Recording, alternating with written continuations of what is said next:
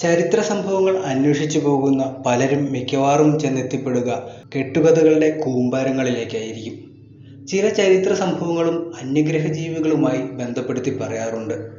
ഇതിനൊക്കെ കൃത്യമായ ഉത്തരം നൽകാൻ ശാസ്ത്രത്തിനും ഇന്നുവരെ കഴിഞ്ഞിട്ടില്ല. ഇത്തരമൊരു സംഭവമാണ് വൂൾപിറ്റിലെ കുട്ടികളെക്കുറിച്ചുള്ളത്. 12-ാം നൂറ്റാണ്ടിലെ ഇംഗ്ലണ്ടിലാണ് ഈ കഥ നടക്കുന്നത്. അന്ന് ഇംഗ്ലണ്ട് ഭരിച്ചിരുന്നത് സ്റ്റീഫൻ എന്ന രാജാവായിരുന്നു. അക്കാലത്ത് ഇംഗ്ലണ്ടിലെ സുഫോൾക്ക് പ്രവിശ്യയിൽ സ്ഥിതി ചെയ്ത ഒരു ഗ്രാമമായിരുന്നു വൂൾപിറ്റ്.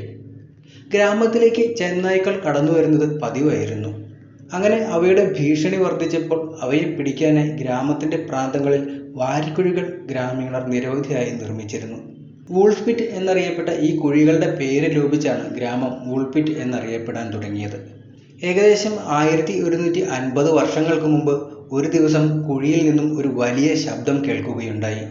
ഈ ശബ്ദം കേട്ട് ഗ്രാമീണർ അങ്ങോട്ട് ചെന്ന് നോക്കി.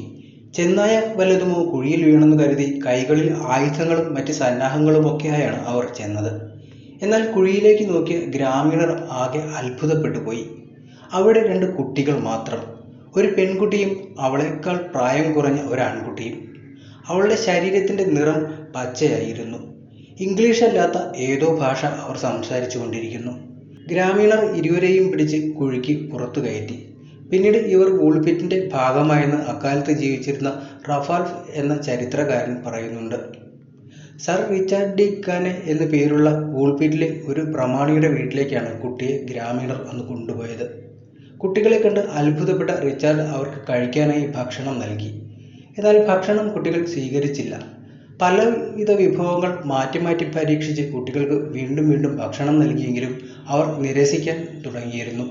ഇങ്ങനെ ദിവസങ്ങളോളം അവർ പട്ടിണി കിടക്കുകയും ചെയ്തു. എന്നാൽ ഒരു ദിവസം റിച്ചാർഡ്സിന്റെ വീട്ടിന് പുറത്തിറങ്ങിയ കുട്ടികൾ ഒരു പയർച്ചെടിയിൽ പയർ വിളഞ്ഞു നിൽക്കുന്നത് കണ്ടു. ഇത് കണ്ട് ആർത്തിയോടെ അതിനു സമീപത്തേക്ക് ഓടിയെത്തുകയും ആ പയർ പച്ചയ്ക്ക് ഭക്ഷിക്കുകയും ചെയ്തു എന്നാണ് പറയുന്നത്. തുടർന്ന് കുറേ വർഷങ്ങൾ കുട്ടികൾ റിച്ചാർഡ്സിന്റെ മാളികയിൽ താമസിച്ചു. അതിനിടെ സാധാരണ ഭക്ഷണം കഴിക്കാൻ റിച്ചാർഡ്സ് അവരെ പരിശീലിപ്പിക്കുകയും ചെയ്തു. സാധാരണ ഭക്ഷണ രീതി ആയതോടെ കുട്ടികളുടെ ശരീരത്തിന്റെ പച്ചനിറം പോവുകയും സാധാ നിറം കൈവരികയും ചെയ്തു അത്രേ. ഇതിനിടെ ഇരുവരും ഇംഗ്ലീഷ് വ്യക്തമായി സംസാരിക്കുവാനും പഠിച്ചു. തങ്ങളുടെ നാടിനെക്കുറിച്ച് അവർ വാതോരെ സംസാരിക്കുവാനും തുടങ്ങി. സൂര്യരശ്മികൾ അധികം പതിക്കാത്ത നാടാണ് തങ്ങളുടേതെന്നാണ് കുട്ടികൾ പറയുന്നത്. എപ്പോഴും ഒരു സന്ധ്യമയങ്ങിയ പ്രതീതിയാണ് അവിടെ. ഒരു നദിക്കപ്പുറമാണത്രേ അവരുടെ നാട്. അപ്പുറം മറ്റേതോ രാജ്യവുമാണ്. എന്നാൽ ഇത് ചരിത്രമാണോ കെട്ടുകഥയാണോ എന്ന് ഇന്നും തർക്കം നടക്കുന്ന സംഭവമാണ് വൂൾപിറ്റിലേത്. അക്കാലത്തെ പ്രശസ്തർ ഇതേപ്പറ്റി എഴുതിയതിനാൽ സംഭവം കെട്ടുകഥയല്ലെന്ന് ചിലർ വാദിക്കുന്നുണ്ട്. കുട്ടികൾ അന്യഗ്രഹ ജീവികളാണെന്നും അതല്ല ഏതോ ഭൂഗർഭ രാജ്യത്തു നിന്ന് വന്നതാണെന്നുമൊക്കെ അഭ്യൂഹങ്ങളുമുണ്ട്. എന്നാൽ വിഷയത്തിൽ പഠനം നടത്തുന്ന വിദഗ്ധർ ഈ വാദങ്ങൾ തള്ളി മറ്റു ചില വാദങ്ങൾ മുന്നോട്ട് വയ്ക്കുന്നുണ്ട്. അക്കാലത്ത് ഇംഗ്ലണ്ടിലേക്ക് അനവധി ഫ്ലെമിഷ് അഭയാർത്ഥികൾ വന്നിരുന്നു.